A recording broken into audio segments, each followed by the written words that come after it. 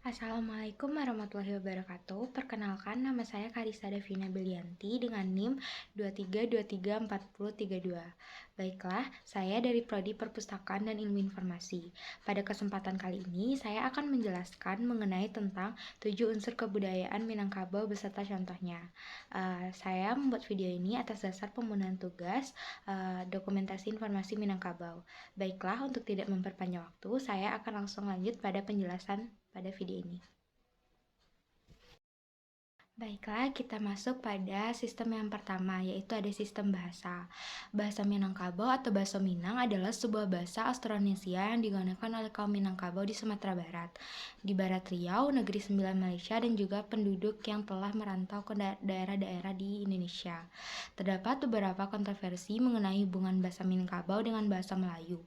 Hal ini disebabkan kemiripan dalam ketatabahasaan mereka.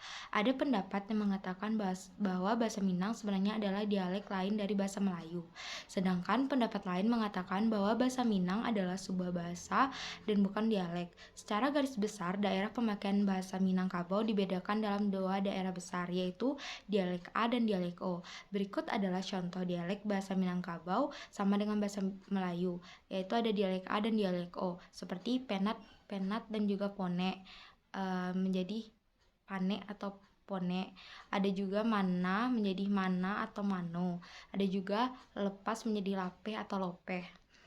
Itu dia tadi contoh perbandingan bahasa Minang dan juga bahasa Melayu.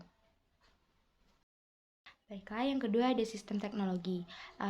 Pertama ada perlengkapan untuk bertani seperti sabit digunakan untuk memotong padi, ada niru alat untuk mengeringkan padi, ada rangkiang tempat untuk menyimpan beras biasanya disebut dengan lumbung padi.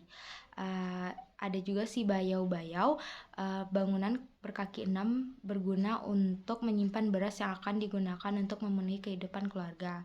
Ada si tinjau lawi, bangunan berkaki 4 berguna sebagai tempat penyimpanan beras yang akan digunakan untuk pesta dan kegiatan sosial. Ada juga turong, topi untuk bertani. Selanjutnya ada perlengkapan untuk berburu ikan. Ada jaring, panah, tombak, pisau berburu. Selanjutnya ada perlengkapan untuk memasak, yaitu seperti cetakan kue sapi, cetakan kue bolu, cetakan kembang loyang, dan juga lain sebagainya. Ada benda-benda pusaka seperti keris, pending emas, sunting, lemari bunian, dan ruduh. Ada juga pakaian adat. Pakaian adat untuk perempuan yaitu baju kurung dengan tutup kepala yang berbeda-beda sesuai dengan acaranya. Untuk laki-laki, baju model teluk belanga yang berlengan pendek dan melebar pada ujungnya, dan juga menggunakan celana panjang. Ada juga kain songket yang dikenakan dari pinggang sampai lutut dan selembar kain yang menyelempang pada bahu. Ada talapak, tempat penyimpanan pakaian adat.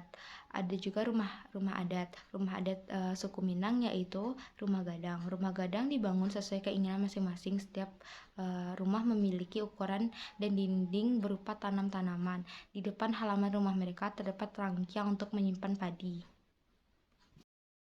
Yang ketiga, ada sistem mata pencarian. Zaman dahulu, masyarakat Minangkabau melakukan barter seperti kelapa, sayur-sayuran, dan juga buah-buahan. Mereka menggunakan perahu atau kuda untuk mengangkut barang pada saat melakukan transaksi. Kegiatan barter ini dilakukan hanya sebatas antar daerah saja. Sedangkan pada zaman sekarang ini, statistik masyarakat Minang sebagai berikut. 33% berdagang, 30% bertani dan nelayan, 37% bekerja sebagai pegawai, hasil tambangnya berupa granit dan marmer. Hasil pertaniannya berupa beras, buah-buahan, dan sayur-sayuran. Kebanyakan penduduknya mengadu nasib atau merantau ke Jakarta, Bandung, dan kota-kota besar lainnya untuk mendapatkan pekerjaan yang layak pada zaman era modern ini. Yang keempat ada sistem kekerabatan. Masyarakat Minangkabau menganut garis keturunan matrilineal atau garis keturunan ibu. Keturunan keluarga dalam masyarakat Minangkabau terdiri atas 3 macam kesatuan kekerabatan, yaitu parwi, kampung, dan suku. Kepentingan suatu keluarga diurus oleh laki-laki dewasa dari keluarga tersebut yang bertindak sebagai nenek mama. Jodoh harus dipilih dari luar suku atau eksogami. Dalam adat diharapkan adanya perkawinan dengan anak perempuan mamanya. Perkawinan tidak mengenal mas kawin, tetapi mengenal uang jemputan, yaitu pemberian sejumlah uang dan barang kepada keluarga mempelai laki-laki. Sesudah upacara perkawinan, mempelai tinggal di rumah istrinya. Bagi masyarakat Minang, ibu adalah bunda kandung. Kehadiran seorang perempuan dalam sebuah keluarga menjadi hal yang amat penting. Jika suatu keturunan tidak ada keturunan perempuan, maka bisa dikatakan garis keturunan keluarga tersebut terputus. Seorang perempuan dewasa atau ibu adalah limpape rumah dan gadang. Sumara dalam nagari. Ibu menjadi hiasan dalam kampung yang tercermin dari kepribadian yang sopan santun dan baik budi pekerti. Ibu juga dianggap mengerti dengan agama dan mematuhi aturan agama. Yang kelima ada sistem pengetahuan. Budaya Minangkabau mendorong masyarakat untuk mencintai pendidikan dan ilmu pengetahuan, sehingga sejak kecil para pemuda Minangkabau telah dituntut untuk mencari ilmu. Pandangan Minangkabau yang mengatakan bahwa alam takambang menjadi guru merupakan suatu kemauan yang mengajak masyarakat Minangkabau untuk selalu menuntut ilmu. Pada masa kedatangan Islam, pemuda Minangkabau selain dituntut untuk mempelajari adat istiadat, juga ditekankan untuk mempelajari ilmu agama. Hal ini mendorong setiap kaum keluarga untuk mendirikan surau sebagai lembaga pendidikan para pemuda kampung. Semangat pendidikan masyarakat Minangkabau tidak terbatas di kampung halaman saja. Untuk mengejar pendidikan tinggi, banyak di antara mereka yang pergi merantau. Selain ke negeri Belanda, Jawa juga merupakan tujuan mereka untuk bersekolah. Sekolah Kedokteran Stovia di Jakarta merupakan salah satu tempat yang banyak melahirkan dokter-dokter Minang. Data yang sangat nyata menyebutkan pada periode 1900 sampai 1914 ada sekitar 18% lulusan Stovia merupakan orang-orang Minang. Guna mengetahui cuaca masyarakat suku Minang menggunakan rasi bintang. Guna mengetahui kapan terjadinya panen menggunakan lintang bumi. Penggunaan angka dalam pertimbangan.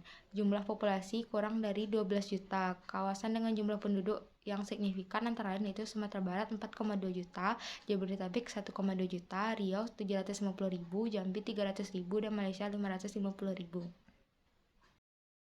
Yang keenam ada sistem religi. Pada prinsipnya orang Minangkabau menganut agama Islam, maka bila ada orang Minangkabau yang tidak memeluk agama Islam adalah suatu keganjilan yang mengherankan. Walaupun kenyataan ada sebagian tidak patuh menjalankannya. Di samping meyakini kebenaran ajaran-ajaran Islam, sebagian dari mereka masih percaya adanya hal-hal bersifat takhayul dan magis, misalnya hantu-hantu jahat, kuntilanak, tenung. Untuk menolak kejahatan makhluk halus itu, orang biasanya pergi ke dukun.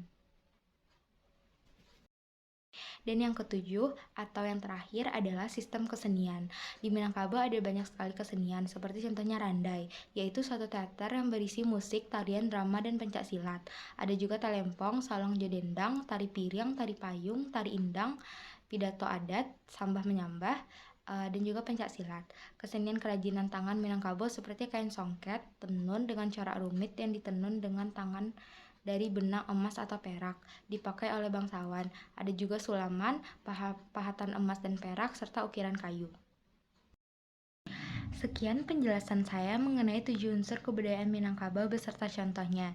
Jika ada salah, saya mohon maaf. Saya sudahi dengan Assalamualaikum warahmatullahi wabarakatuh.